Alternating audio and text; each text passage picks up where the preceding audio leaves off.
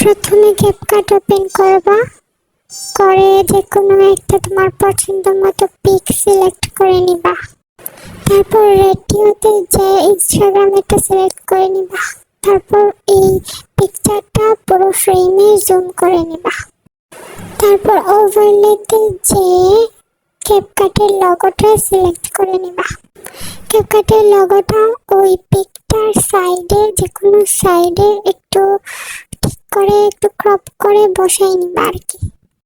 তারপর ওভারলেতে যে ওই সেম পিকটা আবার সিলেক্ট করে নিবা।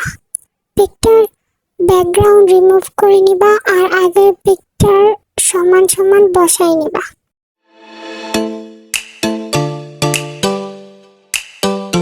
তারপর আবার ওভারলেতে যে ফোকাসের ওভারলেটা সিলেক্ট করে নিবা আর ওইটাকে স্প্লাইসে যে ফিল্টার সিলেক্ট করবা। তারপর ফেসে ঠিক করে বসাই নিবা। ব্যাস হয়ে গেল। এবার শুধু এটার একটা স্ক্রিনশট নিয়ে নিবা আর স্ক্রিনশটটাকে ভালো করে ক্রপ করে নিবা। ব্যাস।